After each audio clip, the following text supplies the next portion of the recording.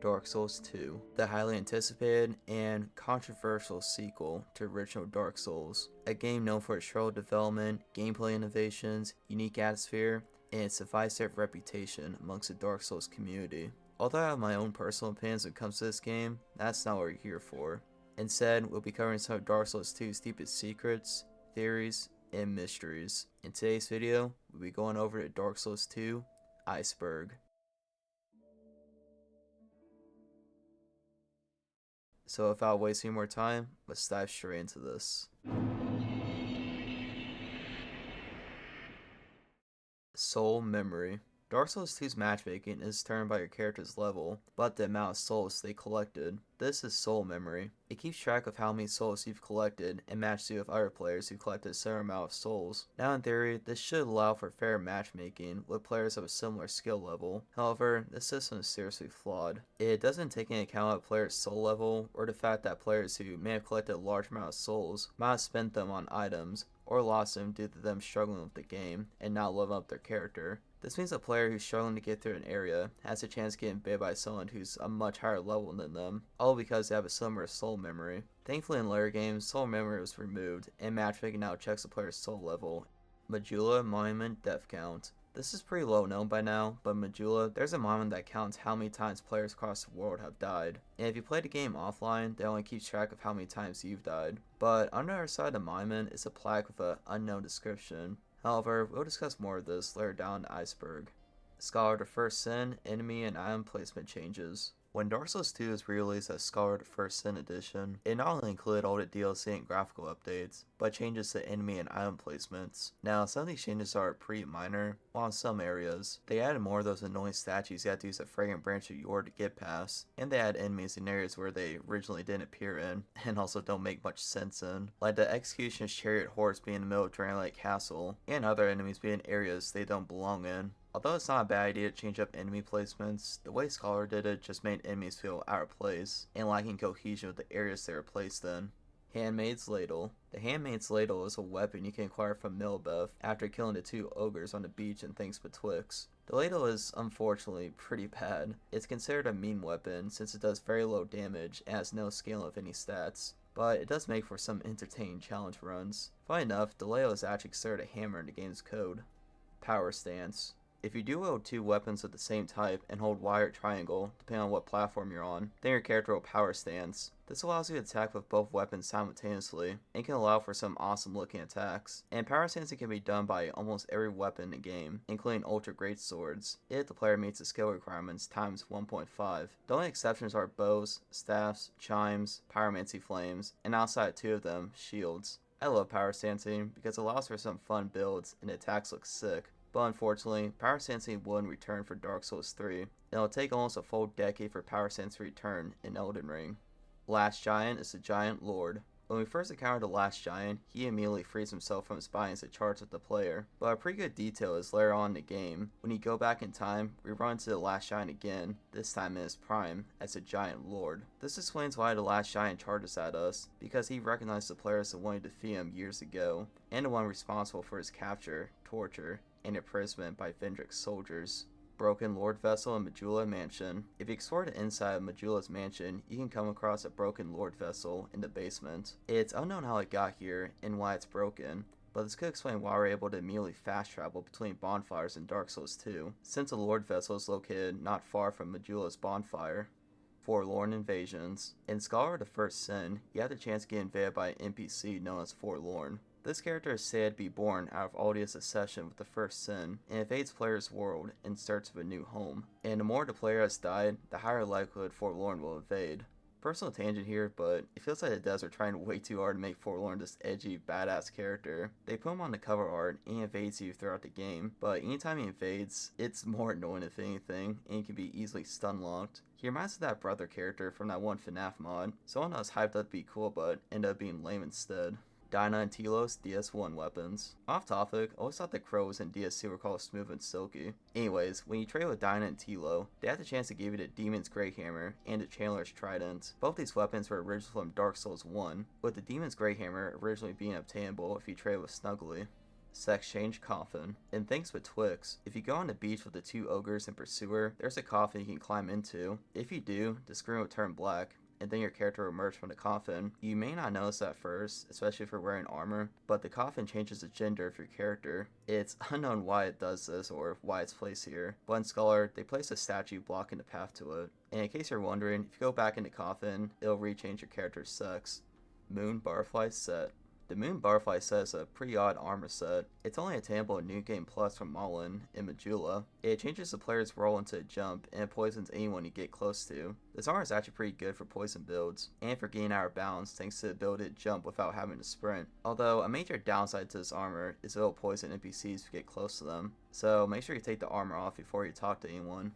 Burning the Windmill. This is pretty well known by now, but when you fight Mintha, her arena is covered in a pool of poison that heals her. But if you take a torch to this windmill, you can set it on fire and get rid of most of the poison in her arena, making the fight much easier. Just don't ask how we're able to set metal on fire.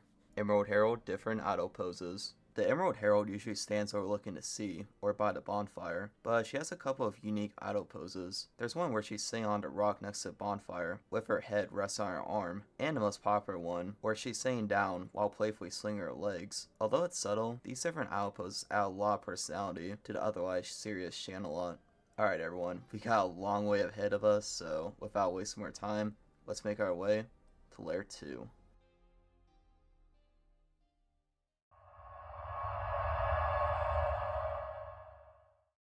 Gutter Denizen. The Gutter Denizen is an NPC who can invade you after you have lit all 49 torches in the gutter. Once you do, they'll spawn at the bottom part of the gutter and will drop the Black Witch set. The headpiece of the set is actually pretty strong because it gives the player complete immunity to curse buildup, just not against Basilisk sadly.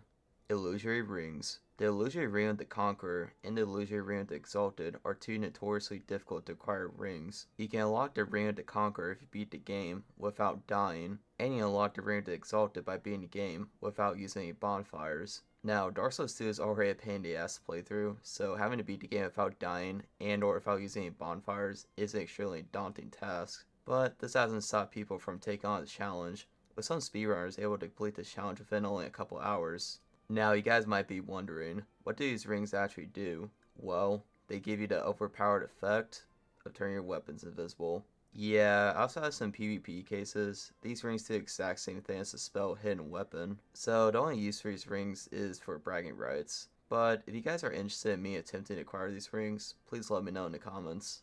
Majula pigs get stronger if you kill them enough times. If you keep killing the little pigs in Majula near the well, after 12 times, 2 of the pigs will turn into larger boars. It'll be much harder to take out. But if you kill them enough times, then a giant boar will spawn in their place, and it'll be even harder to take down.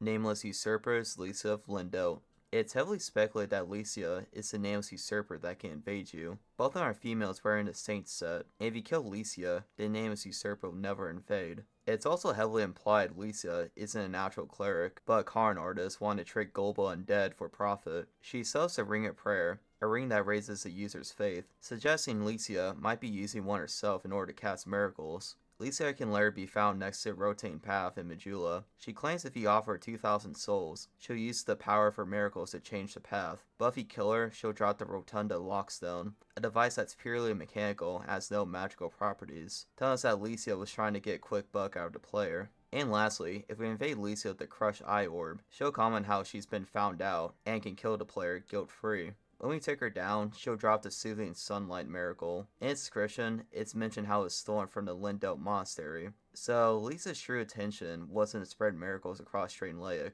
but to scam undead for their souls, and if necessary, invade them for them.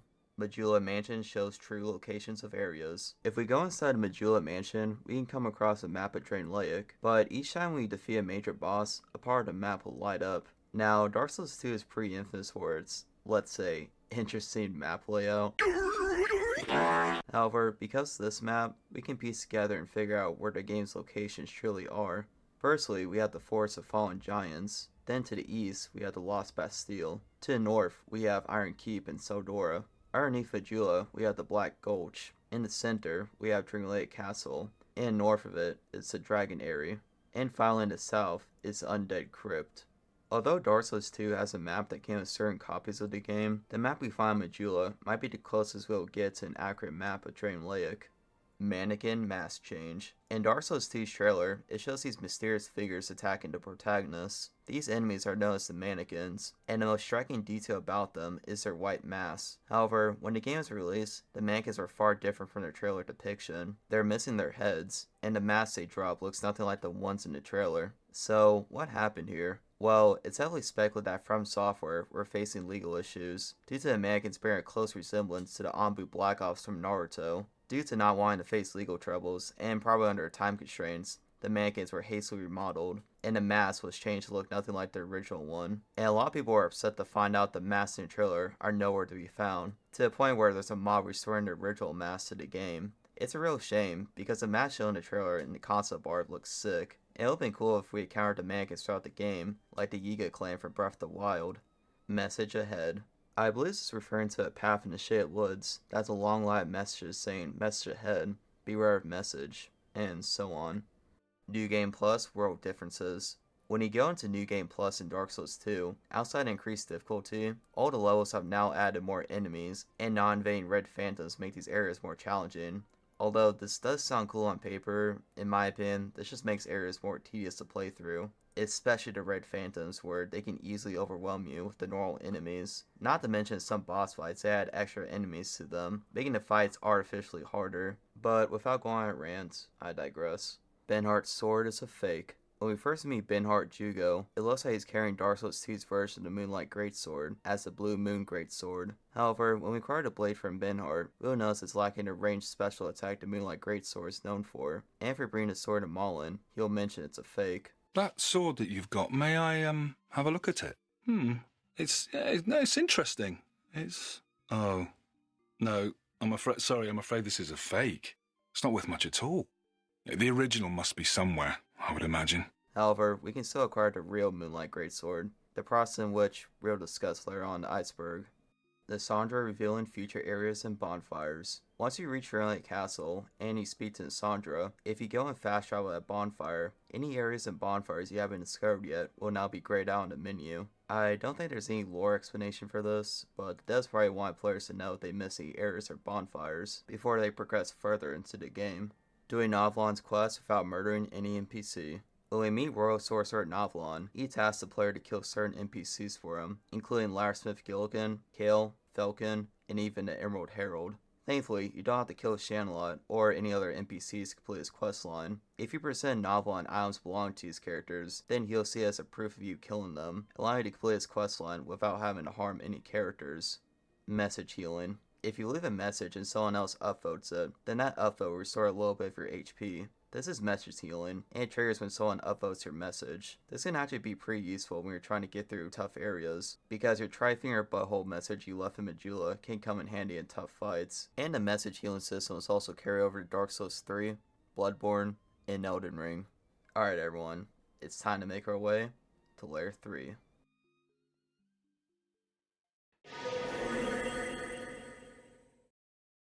Heineken bottle texture. Okay, this has to be one of the funniest and out-of-place things in Dark Souls. If you travel to the Grave of Saints and activate one of the rat statues to fill a corrosion pool, if you look closely, you can make out Heineken can to pool's texture.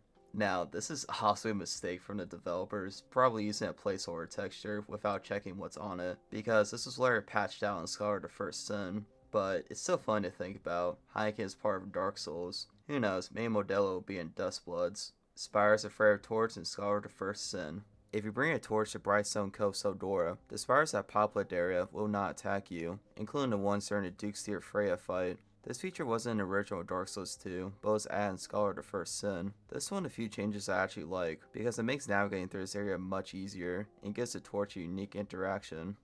Visible Aurora set.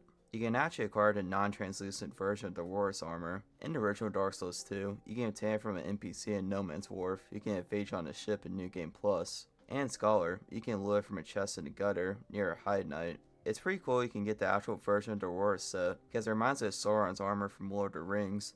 Freya attack you early in New Game Plus. When you're traveling through Brightstone Cove Sodora in New Game Plus, the Duke's Tear Freya will actually climb up from one of the cliff sides and attack the player early. After doing enough damage, Freya will retreat back to arena and any damage dealt to her from your encounter will carry over when you face her again. I love this neat addition. I wish New Game Plus consisted of unique encounters like this, instead of just dumping red phantoms everywhere. Invisible, seeing hollows, and Scholar of the First Sin. Alright, this is something I didn't even know about until I started doing research for this video. In Scholar of the First Sin, there's these invisible hollows that can be found across the game. If you kill them, they'll drop a smooth and silky stone, or a petrified something that you can use for Dinah and Tilo. I don't know if there's any lore explanation for these guys, they just kinda exist. But who knows, maybe they're invisible just to chill without being bothered, or something like that. Those that can be seen in the memory of the king. When you travel back in time to speak with Vendrick, if you turn around towards Felstat's arena, before the memory fades, you can see Felstat guarding Vendrick's arena. This detail is added in Scholar, and honestly, it's a really good touch, because it shows how loyal Felstat is to Vendrick. Entering Fume Knight's second phase if you wear Felstat's helmet. Speaking of Felstat, if you wear his helmet when fighting Fume Knight, he will immediately go into his second form. That's because Fume Knight, also known as Rhyme, was once one of Vendrick's most loyal knights, alongside Felstat, but due to unknown circumstances, Rhyme will clash with Felstat and Lutrain Laic, with his old master Vendrick now deeming him a traitor. Rhyme, now a rogue knight, will eventually find his way to the Broom Tower, and now serves under Nidalia, one of the daughters of Manus. This explains why Fume Knight goes into his second form, because he sees the player as his former ally, now turned enemy. Portuguese version, Riding Beyond the Monument. Back in Layer 1, I mentioned how the monument Majula has a plaque with an unknown description. Well, strangely in the Portuguese version of the game, the plaque was once legible, and it said, "The giants crossed the seas, perhaps to return home." What this can tell us that this monument might have been some sort of memorial for Vendrick's war against the giants. Perhaps this description is symbolic for the giants finding eternal rest. However, in a layer update, the plaque became illegible once again, and in layer updates, the plaque was repurposed to give out hints on how to start the DLCs. It's very interesting how only one version of the game has this unique description, and how it's layer removed, but let me know what you guys think what the description means in the comments. Unbreakable horse carriage in Oldia's Keep. In Oldia's Keep, we can come across these horse carriages that the ogres here can break open. Now, almost all these just hold basilisks inside of them. However, there's one at the beginning of the area that holds a seemingly unbreakable one. But if we unpetrify an ogre on top of the stairs and glitch him through the doorway, we can get him to break open the carriage, revealing nothing. Yeah, sadly this carriage doesn't hold anything inside of it, but it would have been cool if it held a secret item or a weapon inside of it. That way gives us a reason to unpetrify this ogre, instead of just wasting a fragrant branch on it. Giant's corpse with a face. The giants throughout the Dark Souls series have always had their faces covered, or heavily obscured, making their appearance one of the series' greatest mysteries. However, in Dark Souls 2, we can come across a couple of giants with their faces visible in one of the memories. Now, despite it look like regenerators from Resident Evil, this isn't the first instance where we can see a giant's face. In one of Dark Souls 2's trailers, we can briefly see a giant with their face out, and it looks like horns as well. Considering the trailer came out a year before Dark Souls 2 came out, this could have been an early design for the giants, because there's some similar concept art and a cut model of a giant with their faces out. So the ones we find here in the memory, due to the game's show development, might have been reused assets from when the giants had a different appearance. At least that's what I think. I'll leave up to you guys to believe this or not. Nonetheless, the giants we find here could solve one of Dark Souls' greatest mysteries. New Game Plus Greater Souls are the 4 Lord Souls of Dark Souls 1. In New Game Plus, when you kill the 4 Great Ones, they'll drop an extra soul you can use. However, these souls are actually fragments of the 4 Lords of Dark Souls 1. The Lost Sinner drops the Old Witch soul, a fragment of the Witch of Izalith. The Ron drops the Old Dead One soul, a fragment of Gravelord Nito. And the Old Pale Drake soul and the Old King soul represent Sieve's and Gwyn's souls respectively. These souls are also said to be reborn at the start of each cycle. Despite being weaker than they once were, they still hold great power and influence. However, due to the many cycles the world has gone through, even the names of the once powerful gods these souls once belonged to are now long forgotten. Cutting to Ron's left hand drops a Pharaoh's Lockstone. If you do enough damage to Ron's left arm, it'll fall off and drop a Pharaoh's Lockstone. This odd little detail has led some people to speculate that the corpse on Ron's left arm might be Pharaoh's himself. Maybe he was consumed by the corpses that make up the Rotten and became a part of them. Let me know what you guys think about this. For all we know, the Rotten could have just grabbed a Lockstone from somewhere. Dragon Skeleton of Black Gulch. When you explore the Black Gulch, in the area leading up to the Rotten, we can come across a dragon skeleton laying against the wall. It's unknown how it got all the way down here, but it could have been killed by Sin when he spread his toxic poison, considering the Black Gulch isn't too far from the Sanctum City. But that's just my own headcanon. It wouldn't surprise me if the dragon got killed from those stupid poison statues down here. Alright everyone, with the dead dragon out of the way, let's make our way to Lair 4.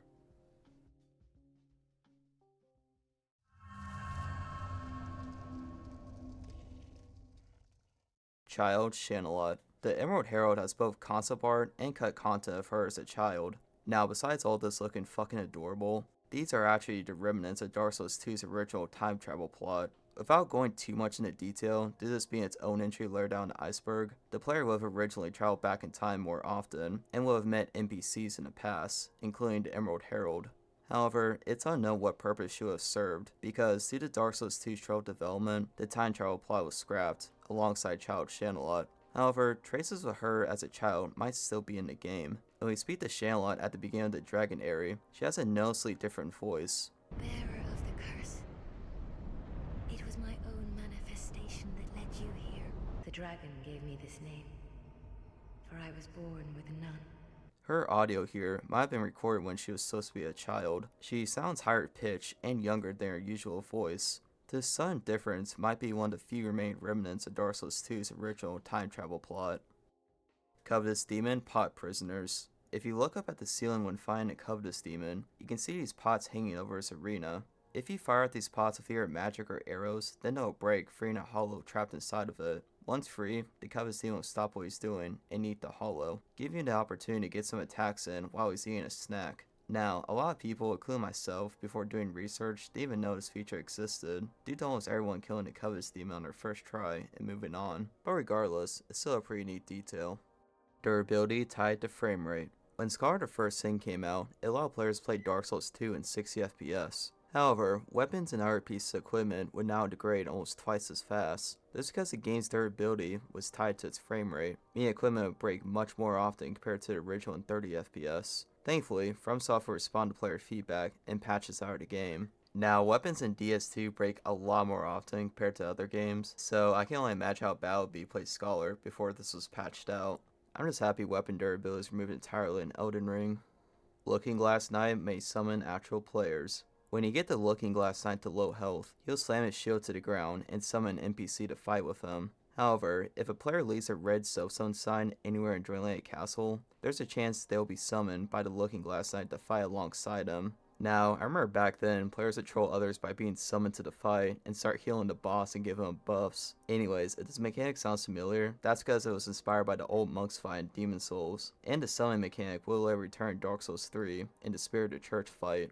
Fun fact, if you play the game online, the candles outside the arena will light up if a player dies fighting them.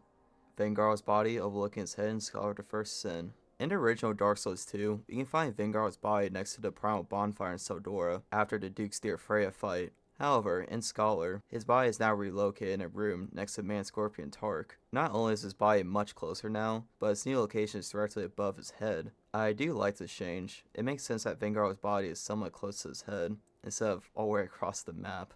Executioner's Chariot Fall. Most people will kill the Executioner's Chariot by closing one of the gates and make them crash, but if you get the boss down to 25% or less health, then the horse won't be able to jump over his hole, and it'll be pulled down and hang on the edge, allowing the player to simply walk up to it and make them fall, Lion King style. Fun fact, the Executioner's Chariot is called Silver Chariot in the game's code. Obtained a true Moonlight Greatsword. As mentioned in a previous entry, Benhart's sword isn't a real Moonlight Greatsword. However, the real one is still attainable. If you defeat the Duke's Dear Freya in New Game Plus, she'll drop the old Pale Drake soul, and if you take this to Ornifex after freeing her, she'll be able to transmute it into the real Moonlight Greatsword. Chest of Majula Mansion at Buzz Weapons from pre-order.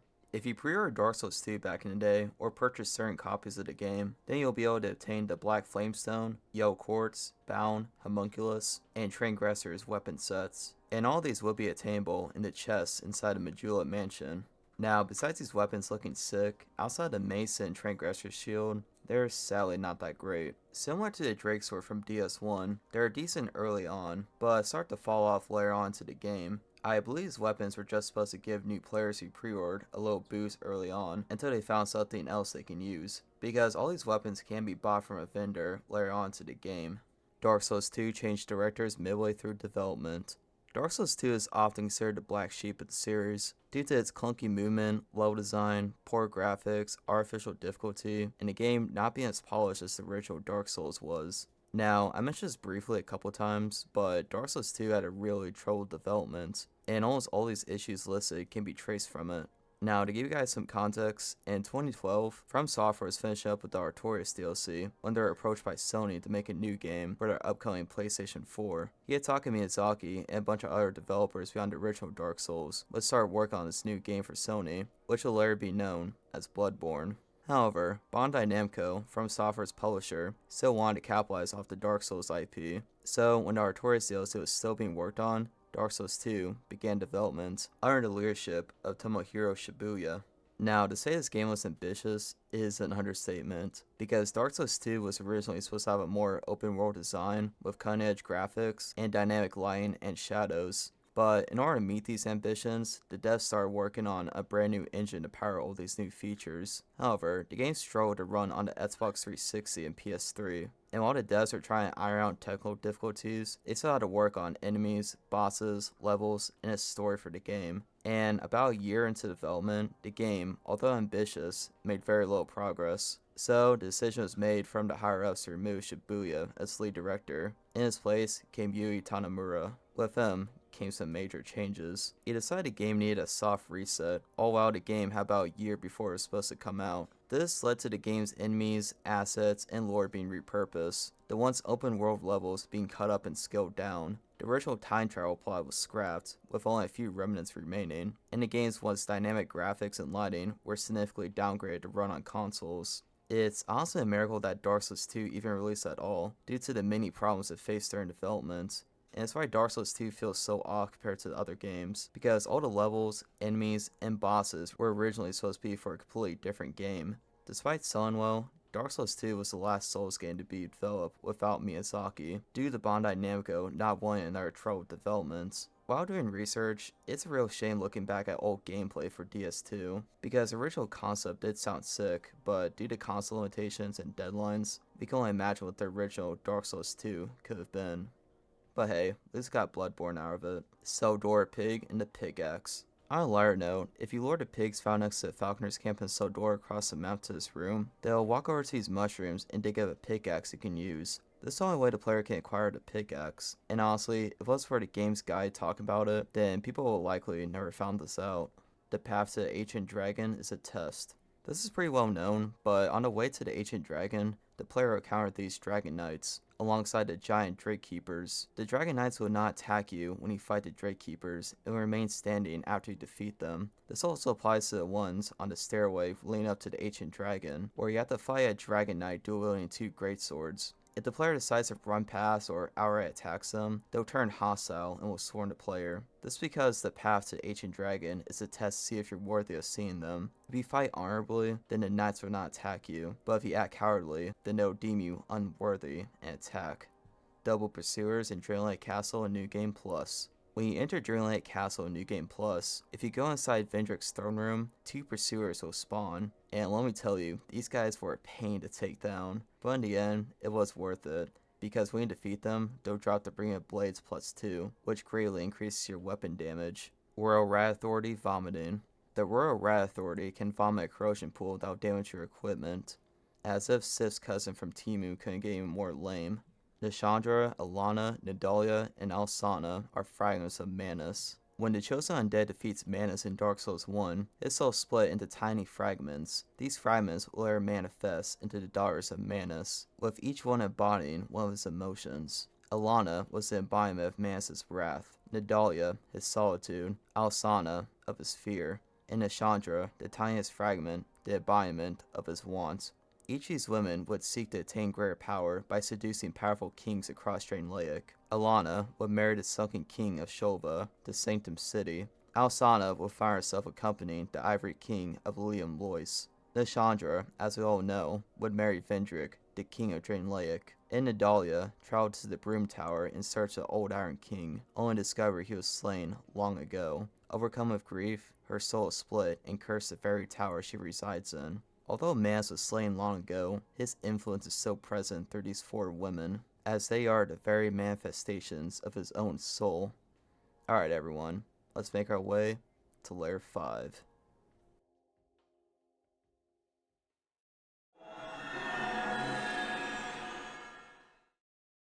NPC gravestones. When you kill an NPC, instead of them being permanently gone, if you wait a little bit, a gravestone will spawn in their place. If you approach it, you can use your souls to summon their ghosts and be able to talk or trade with them.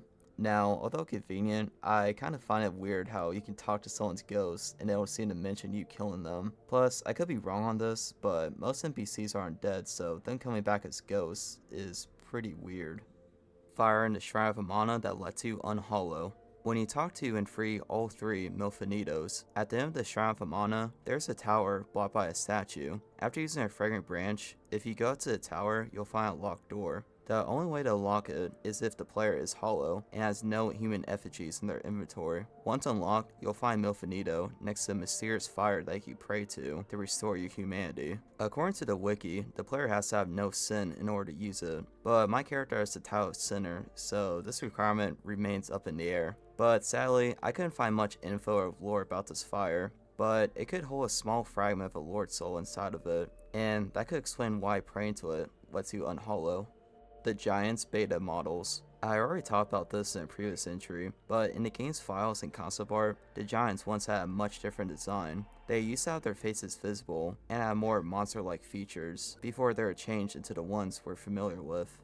DLC patch changed some item descriptions. When the DLCs for Dark Souls 2 released, they changed a couple of item descriptions. Some of these now mention the new bosses you can fight, while others added new pieces of lore, like Nashandra's motives for making Vendrick attack the giants, the Ironclad soldiers giving more lore about the old Iron King, and the last giant's soul confirming he was the Giant Lord. Although these changes are minor, they do help flesh out the lore and give new context to pre-existing items. Mysterious Building in Majula Skybox. For this entry, it could be referring to 2 different buildings, but I'm going to go ahead and discuss both of them. In Majula, if you look out in the distance, you can see these mysterious buildings. The first one may be hard to make out, but it's actually the Forest of Fallen Giants. More specifically, the Cardinal Tower, where the bonfire is, and the area with the giant statues where you fight the Pursuer. However, past this is an even more mysterious building. Due to its low textures, it's difficult to make out. But if we use the positions of different landmarks with the Majula map, then this area could be the Undead Crypt, as it lines up with Majula, the Forest of Fallen Giants, and Drain Lake Castle.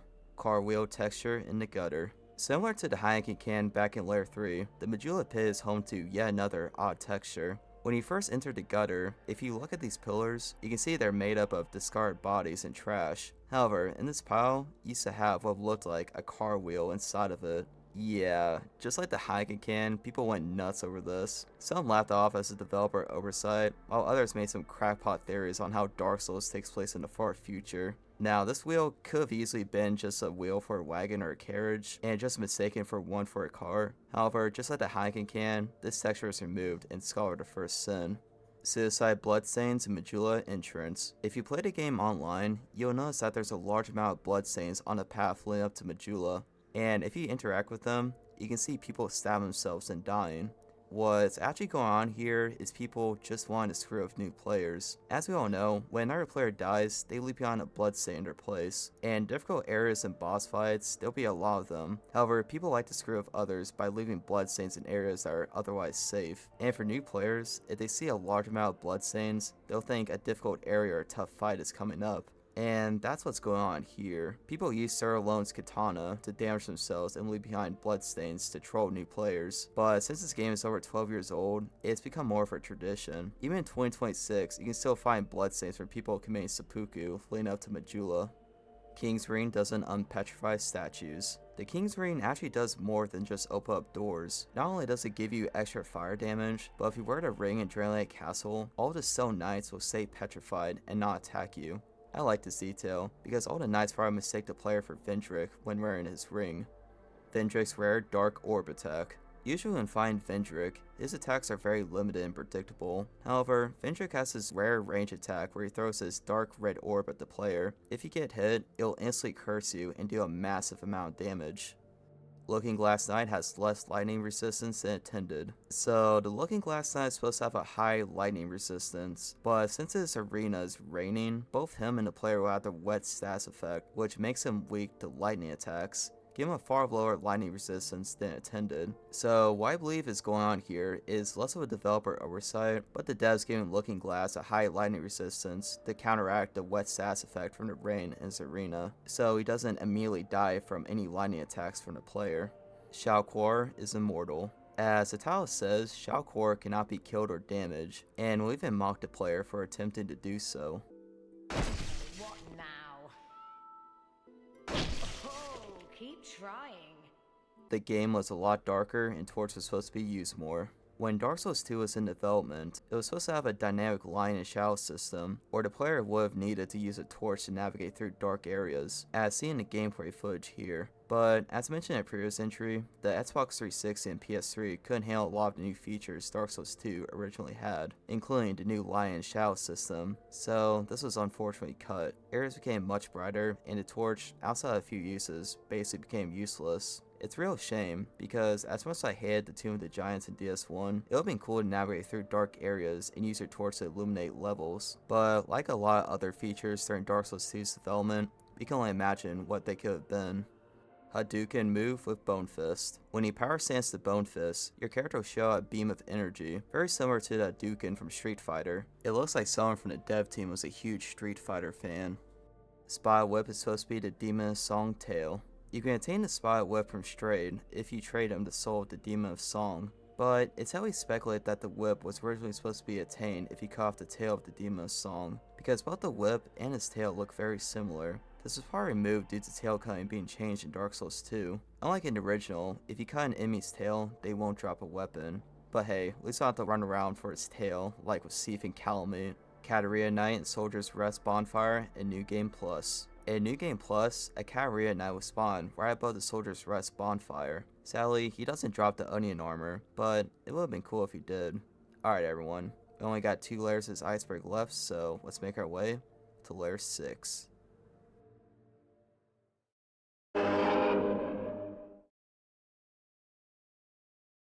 Lucatillo is a Don Quixote reference. In the tale of Don Quixote, it tells the story of a Spanish nobleman who has read one too many stories about chivalrous knights and their adventures. So, he decides to become one himself under the new name Don Quixote de la Mancha, and his servant, Sancho Panza, becomes his squire. Together, they travel across Spain going on many different adventures while trying to live like the knights of old. This story is considered a Spanish classic, and has influenced many different works, and has even caught the eye of Dark Souls 2's director, Yui Tanamura, who wanted to add a Don Quixote reference to Dark Souls 2. This was how Lucatil was created. According to an interview with Tanamura, Lucatil is supposed to be a Don Quixote-like character, and needs to be accompanied by the Bellkeeper of Alkin, who originally had the role of Sancho Panza. But of course, this idea was scrapped. Lucatil is changed into a much different character. The Bellkeeper is repurposed for the Covenant, and Lucatil's original face was repurposed into the mask she now wears. As someone who has Spanish heritage, I find it pretty cool one of my favorite characters was inspired by Don Quixote. Whisperings while resting at bonfires. When you rest at a bonfire, if you listen real closely, you can hear faint voices.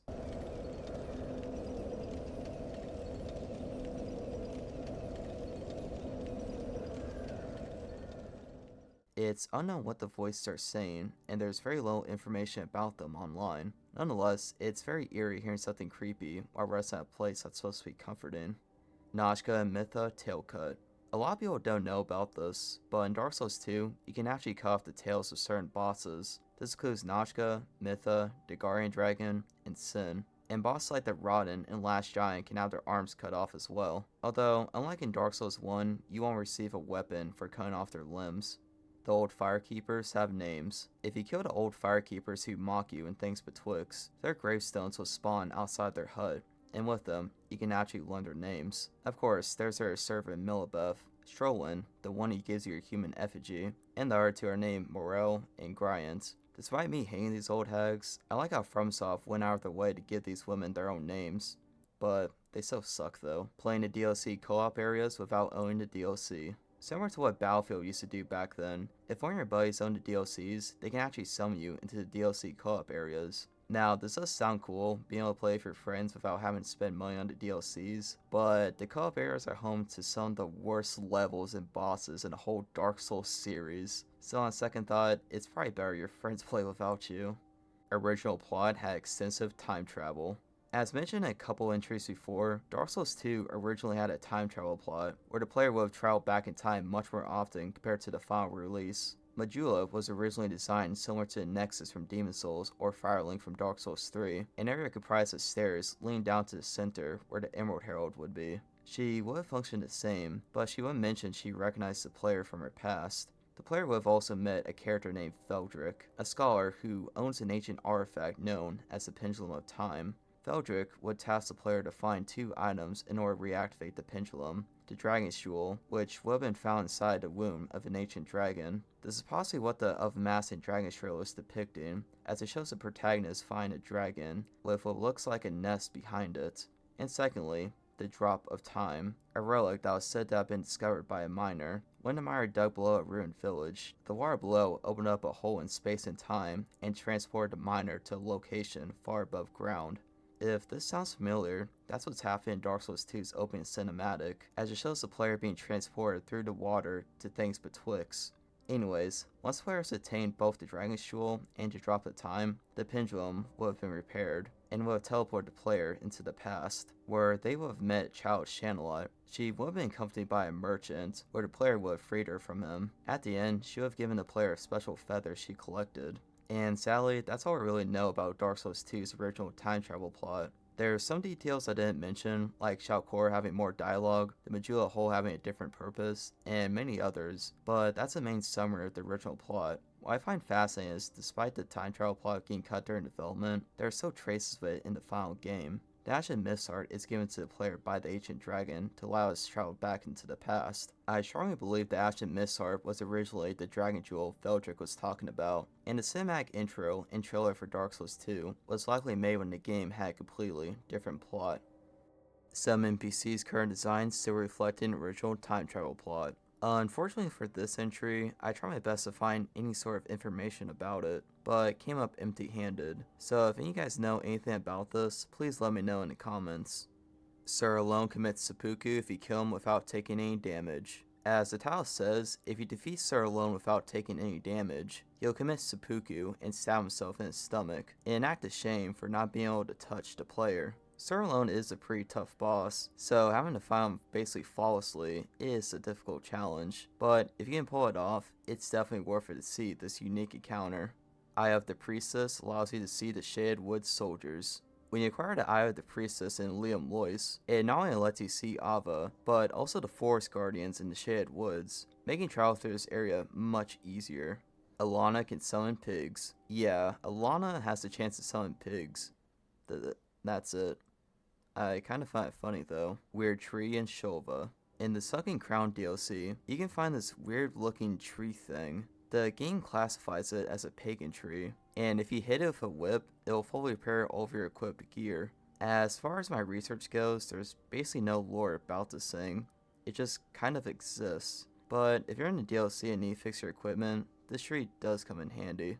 Pre-patch Shrine of Amana. Alright, you guys already know how horrible the Shrine of Amana is, but when Dark Souls 2 first came out, it was somehow even worse. Originally, the enemies would have aggroed from much further away, and the priestess's spells had better tracking and did more damage. But in a later patch, they nerfed this area to make it a bit more forgiving. Even with this area getting patched, it's still one of the worst areas in DS2, with number 1 of course being Iron Keep.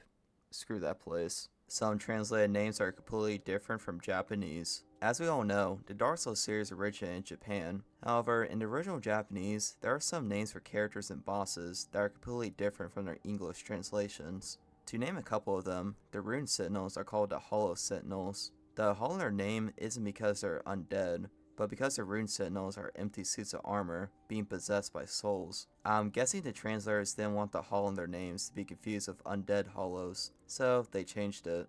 The Emerald Herald is called the Emerald Pilgrim. This may seem minor, but this title is actually more fitting, as the title of Herald is for a royal messenger or diplomat, while Pilgrim is someone who journeys out of religious devotion, and that matches Shanalot, as she's a firekeeper who journeys to find an undead who will become the next monarch. And the last one we'll cover is the one I find the most fascinating. The Lost Sinner is described as a female in the English version. However, in Japanese, it doesn't mention her being female nor male. Instead, the Japanese characters used are meant for both genders. Nonetheless, I still believe the Lost Sinner is a female because of her connection to the Witch of Islip, and it's heavily speculated that she used to be a priestess in a Liam Lois, and her attempt to recreate the first flame might have caused the old chaos to reunite.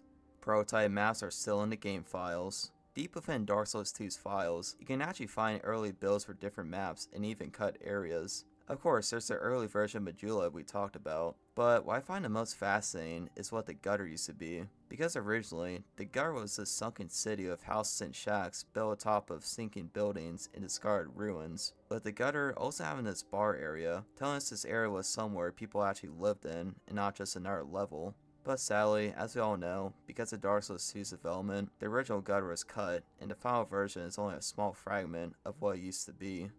Titchy Grin had a completely different voice. Titchy Grin, the guy that lets you join the Brotherhood of Blood Covenant, originally had a much different voice. Do you have a lust for blood? Then you will need blood.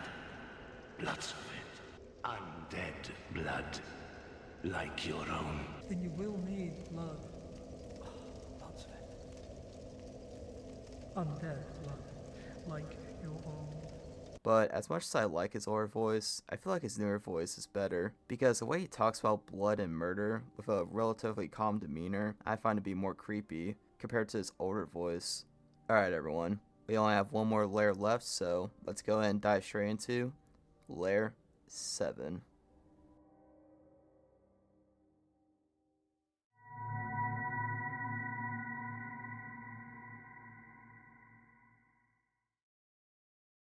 Pendulum of Time removed from official website before release. Before Dark Souls 2 came out, there was an official website that had the Pendulum of Time on it, but right before release, it was removed, due to Dark Souls 2's original time travel plot getting cut. Now, I tried my best to find more information about this website, but the only thing I can scrounge up is this screenshot. If you guys have any more info about this website, please let me know in the comments. Suspicious Shadows are possibly trying to kill Lucatiel and Scholar of the First Sin. In the original Dark Souls 2, the Suspicious Shadows only spawn in New Game Plus in the Flexile Sentry fight. However, in Scholar of the First Sin, they now spawn in more locations, and coincidentally, in areas you can find Lucatiel in. This has led some to speculate that the Suspicious Shadows are hunting Lucatiel.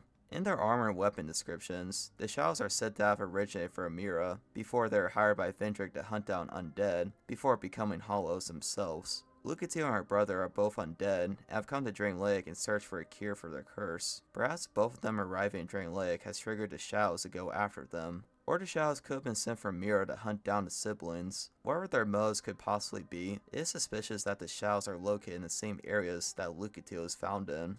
Ring of Whispers allows you to hear invaders and hosts if they have voice chat unrestricted. This is a pretty funny one. As the title says, if you have the Ring of Whispers equipped, then it allows you to hear other players that have their voice chat unrestricted. Now, I was only 10 when Dark Souls 2 was at its prime, so I can only imagine how toxic it was back in the day with this feature. Hidden Throne Pose in the ending. This is another funny one. If you choose to link the fire at the end of the game, once the door closes on your character, if you clip back into the throne room, you'll see your character looking down with their hand over their head. I have no clue why they do this, but it makes the character look disappointed or something. 100 plus Sin reaches Wretch level. Whenever the player kills NPCs or invades others, they'll increase their Sin level. There's 2 levels of Sin. With 10 Sin, your character will be labeled as a Sinner, and if you accumulate 100 Sin, then your character will have the title of Wretch. And the higher amount of Sin a character has, the more likely they'll be invaded by blue spirits, and the more HP they'll lose when they die. With the title of Wretch, the HP cap when hauling goes from 50% down to just 5. Luckily, if you somehow gain the title of Wretch, you can talk to Cromwell to absolve your sin and set it back to normal. Aldia would later influence Lothric. In Dark Souls 3, Prince Lothric was raised to become the next heir to Link the First Flame. However, he refused, and thus kicked off the events of Dark Souls 3. However, it's heavily implied Aldia was the one who influenced Lothric to reject his duties as a Lord of Cinder. In the Grand Archives, we can find the spell Soul Stream, which can also be found in Aldia's Keep under a different name, Soul Geyser. Both these spells are the same and are made by Aldia. In Soulstream's own description, it states how the first of the scholars doubted the link of the fire, and was an alleged mentor to Prince Lothric. This scholar sounds a lot like the scholar of First Sin himself, as audio throughout Dark Souls 2 urges the player to refuse linking the fire or putting it out, but instead choose their own path, away from the influence of light and dark. After events of Dark Souls 2, Aldia probably made his way to Lothric to convince the young prince to choose his own path and forgo his duties as a Lord of Cinder. Ivory King's voice lines are sampled from a song. When you fight the burnt Ivory King, he has a couple of voice lines he says throughout the fight.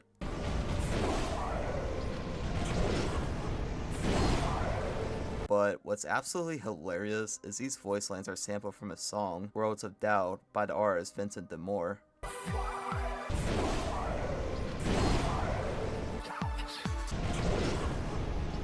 What I find hilarious is when I listen to this song for the first time, all I can think of is the Ivory King singing it, seeing Dark Lurker before his boss fight.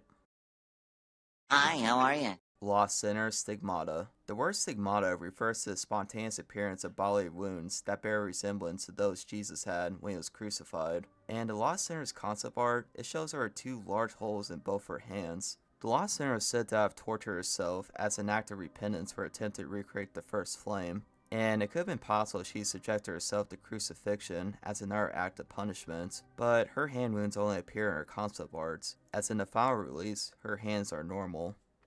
Intact Lord Vessel at our Balance Majula Mansion.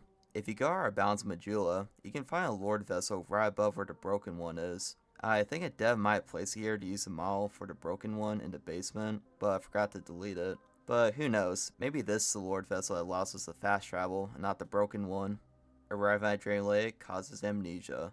What I believe this entry is talk about is the many different characters who travel to Drain Lake start showing signs of memory loss. Kale and Chloe seem to have forgotten why they traveled to Drain Lake. Mullen starts to forget where his home is, and even the bearer of the curse is heavily implied to have suffered from memory loss as well. But what I truly believe is going on is the memory loss doesn't stem from arriving in Drain Lake, but from the undead curse. One of the first symptoms of someone going hollow is memory loss. They'll first forget who they are, what they're doing, and slowly, once they've completely forgotten who they once were, they'll lose their purpose and turn hollow. This is sadly what's happening to Lucatiel, as she's struggling not to forget who she is and why she came to Drain Lake.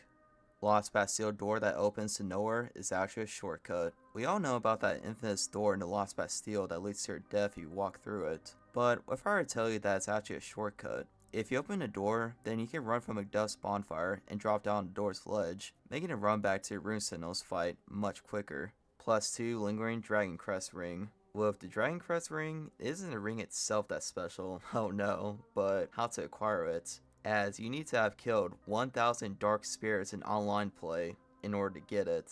I have no clue if this also includes NPCs that can invade you, but good luck trying to reach that number in 2026. Extra Giant the Black Gulch if you have a summon. An Extra Giant spawns down here if you have a summon. That's really it. Nishandra has pointy shoes. If we take a look at Nishandra's character model, we can see that she does, in fact, have pointy shoes. And with that, everyone, is the Dark Souls 2 Iceberg. Holy crap, am I happy to finally put this game down for a little bit. But in all seriousness, I really hope you guys enjoyed this video. And I also want to say, thank you guys for all the support you've been giving me for my Dark Souls 1 Iceberg. That video was kind of a risk for me. I never made a video like that in the past, and I put a lot of time and effort into making it, and I didn't know if it would do well or not. But as of my recording, it sits at almost 58k views, and I've gained over 200 subs on it. Yeah, I may not look like Mr. Beast, but those numbers still mean a lot for me. And I'm happy I'm starting to form a little community around my channel. And also, I wanted to apologize for how long this video took me to make. I originally wanted this video to come out back in June, but I just got way too busy with work and other stuff to where I didn't have the time or energy to work on the video as much as I wanted to. But thankfully, now that I have more free time on my hands, I'll be able to upload a lot more efficiently now. Speaking of which, I still plan to do more Iceberg videos in the future, but since they take a super long time to make, I decided to work on smaller videos to keep you guys entertained while I work on the bigger projects. And I do have one of the smaller videos planned to release a week or so after this upload, so make sure you guys stay tuned for that. Now anyways, I'm going to get started on the Dark Souls 3 Iceberg, but before I do that, there's some other business I have to attend to. With all that being said, hope you guys enjoyed the video. As always, love y'all, peace, and remember, Don't you dare go hollow.